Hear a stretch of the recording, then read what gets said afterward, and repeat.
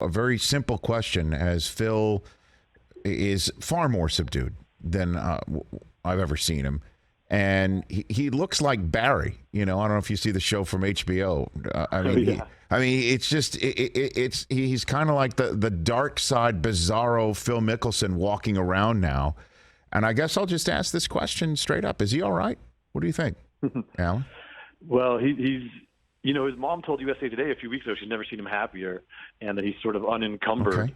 I mean, I'm paraphrasing. And I think there's something to that. But that was a tough day for Phil. I mean, it was like he finally had to face the music. And this new reality set in where he's no longer this beloved elder statesman. He's burned up a lot of goodwill. Now, the financial incentive for doing so was amazing, $200 million. But Wow. I think, a lot of these friendly faces that he's jousted with and joked with in the media, all of a sudden, there was an edge in their questions. And he's hearing a little bit from on the grounds from the fans, and there's some frosty looks in the locker room. And I think this was all theoretical. Now it's real. And there may be some buyer's remorse there. Or at the very least, he's realizing that these cameos at the majors are not going to be as simple as he had hoped. He can't leave all that baggage at London Heathrow when he flies back from the LIV event.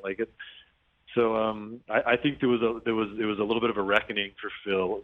I don't know if he was thinking, what have I done? But he certainly felt the emotional impact of this decision, and I agree. I mean, he looked a little defeated, but Phil's proven to be incredibly resilient throughout his whole life and his career, and he's bounced back from many controversies and many heartbreaks, and he'll settle in this week. And I'm not sure the casual fan is super tuned into this stuff. I think if you're a Boston golf fan, you're just happy that Phil's there. You can watch him play, and he'll take a little shrapnel, but I think in general the reception will be, people are going to be happy to watch him play golf, and I think they'll feel some love, and that may lift his spirits. Huh. But yeah, he looked a little droopy for sure. Because we were talking last week, and we'll talk a little bit more throughout the week. The reception that Phil might receive.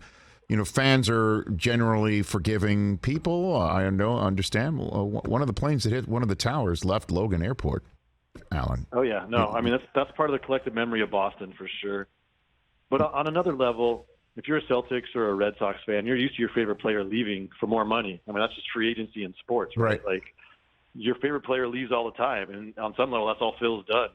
He exercised his free agency rights. I was about to say, I don't know. Another. Did you see Johnny Damon return to Fenway Park once upon a time, Alan? I mean, it was dicey. Yeah, even Wade Boggs. They're not as emotionally invested in Phil in that way. But now, obviously, the X factor in this is that the team that Phil is playing for, a lot of people find quite repugnant on, where the money comes from, and we all know the Saudis are bad actors on the world stage. So that's clearly the complicating factor. If the LIV Tour was floated by a European bank or some Australian mogul or whatever it might be, there wouldn't be nearly the same blowback. But there still would be people who felt betrayed that Phil was turning his back on the tour that made him. But there's a whole other element to this where it just feels a little dirty. But I don't know. It's going to be fascinating. I mean, I'll be out there on Thursday to take the temperature of the whole thing, and we shall see. I mean, it's going to be an interesting sociological moment for sure. And then the next LIV tournament is when and where, Alan? 2 weeks in Oregon, Pumpkin Ridge Golf Course. And so, a lot of players didn't want to fly over to London the week before the U.S. Open, but it'll be really interesting to see who turns up at Portland. We already know Patrick Reed and Bryson DeChambeau are going to be there. And Pat Perez, their recent acquisitions of the LIV Tour. I think some players who may have been considering jumping didn't want to do it, announce it the week of the U.S. Open because it just adds a whole other layer of complication. But I think there'll be more names next week, and anyone who gets announced will be in Portland. So I think that field's going to be a lot deeper and more interesting than the first one. And then they'll be suspended by the PGA Tour. That's the way it would work. The minute they announce, they get suspended. That's the way it goes now? Yeah, correct. But that's written in pencil, not in blood. I mean, it's all subject to negotiation, and they're suspended for now, but we'll see how long that lasts and how it all shakes out.